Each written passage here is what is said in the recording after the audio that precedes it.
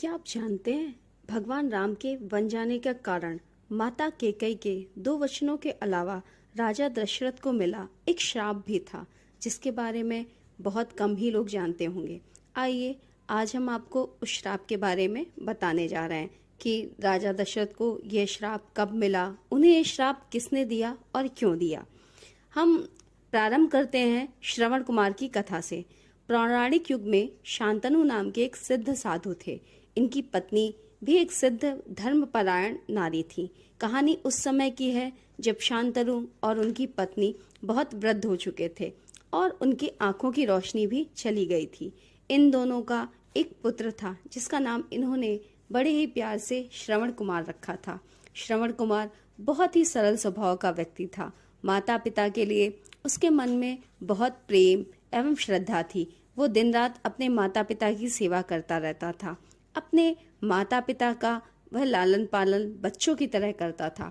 उसके माता पिता भी स्वयं को बहुत गौरवशाली महसूस करते थे और अपने पुत्र को दिन रात हजारों दुआएं देते थे। कई बार दोनों एक दूसरे से कहते थे कि हम कितने धन्य हैं कि हमें श्रवण जैसा मातृभक्त पुत्र मिला, जिसने स्वयं के बारे में न सोचकर अपना पूरा जीवन वृद्ध नेत्रहीन माता पिता की सेवा में लगा दिया। इसकी जगह यदि कोई और अन्य होता तो विवाह के बाद केवल स्वयं का ही हित सोचता और बूढ़े नेत्रहीन माता पिता को वहीं छोड़ आता, खुशी से अपना जीवन यापन करता कहीं दूर रहकर। जब यह बात श्रवण ने सुनी तो उसने माता पिता से कहा कि मैं कुछ भिन्न नहीं कर रहा हूँ, यह मेरा कर्तव्य है। जब मैं छोटा था तो आपने मुझे इससे भी ज्यादा अच्छा जीवन दिया। अब मुझे यह सौभाग्य प्राप्त हुआ है कि मैं आपकी सेवा करूं। आप दोनों जो भी इच्छा रखते हैं मुझसे कहें, मैं उसे अवश्य पूरा करूंगा। जब शांतनु और उसकी पत्नी ने अपने पुत्र की यह बात सुनी तो उन दोनों ने अपने पुत्र से कहा, हे पुत्र श्रवण, अब हम दोनों की आयु बहुत हो चुकी है। अब हमारे जीवन का कोई भी भरोसा नहीं है। किसी भी समय हमारी आंखें बंद हो सकती हैं। ऐसे में हमारी एकमात्र इच्छा है कि हम तीर्थ करना चाहते हैं। क्या तुम हमारी यह इच्छा पूरी कर सकते हो? श्रवण कुमार ने अपने माता पिता के चरणों को पकड़कर अत्यंत प्रसन्नता के साथ कहा, हाँ पिताश्री, यह तो मेरे लिए परम सौभाग्य की बात होगी कि मैं आप दोनों की इच्छा पूरी करूं। श्रवण ने अपने माता पिता को तीर्थ करवाने हेतु एक कांवड़ तैयार करी, जिसमें एक तरफ शांतनु एवं दूसरी तरफ उनकी पत्नी बैठते हैं। कांवड़ को कंधे पर लादकर यात्रा शुरू करता है। उसके हृदय में माता पिता के प्रति इतना स्नेह है कि उसने कांवड़ का लेश मात्र भी भार नहीं लगता। अपने पुत्र के इस कार्य से माता पिता का मन प्रसन्नता से भर उठता है और वो पूरे रास्ते अपने पुत्र श्रवण को दुआएं देते चलते हैं। तीर्थ करते समय जब वो तीनों अयोध्या नगरी पहुंचते हैं तब माता पिता श्रवण से कहते हैं क्यों नहीं है। श्रवण कांवड़ को रखकर जंगल में हाथ में पत्तों का पात्र बनाकर सरयू नदी से जल लेने जाता है। उसी समय वन में अयोध्या के राजा दशरथ आखेट करने के लिए निकले थे और उन्हें घने वन में हिरण का शिकार बनाने के लिए उसके पीछा कर रहे थे।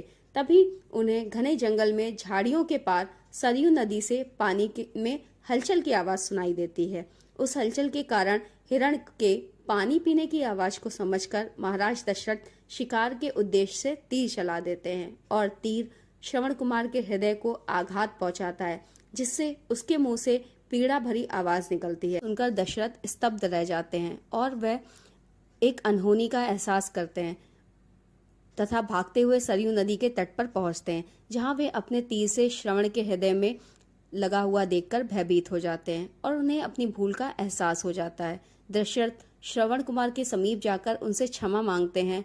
तब अंतिम सांस लेता हुआ श्रवण कुमार महाराज दशरथ को अपने वृद्ध नेत्रहीन माता पिता के बारे में बताता है और कहता है कि वे प्यासे हैं, उन्हें जाकर पानी पिला दो।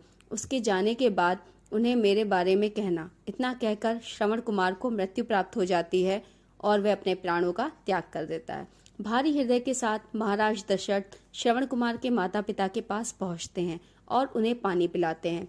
माता पिता आश्चर्य से पूछते हैं कि उनका पुत्र कहाँ है। वे भले ही नेत्रहीन हैं, पर दोनों अपने पुत्र की आहट को समझ लेते हैं। माता पिता के प्रश्नों को सुनकर महाराज दशरथ उनके चरणों में गिर जाते हैं और बीती घटना को विस्तार से कहते हैं। पुत्र की मृत्यु की खबर सुनकर माता पिता घोर विलाप करने लगते हैं और दशरथ से उन्हें अपने पुत्र के पास ले जाने को कहते हैं। महाराज दशरथ कावड़ उठाकर दोनों माता पिता को श्रवण के शरीर के पास ले जाते हैं। माता पिता बहुत जोर जोर से विलाप करने लगते हैं। उनके विलाप को देखकर महाराज दशरथ को अत्यंत ग्लानि का आभास होता है और वे अपनी करनी की क्षमा याचना करने लगते हैं।